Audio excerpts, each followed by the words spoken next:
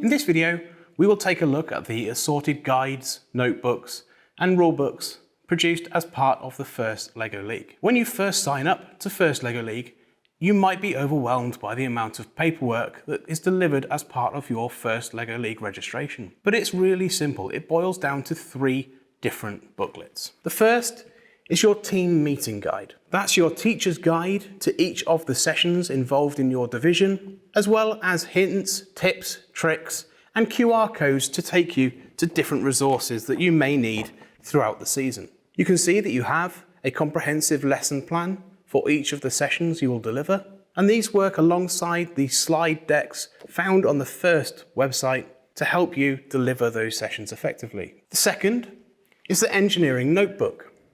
Now these are for your students.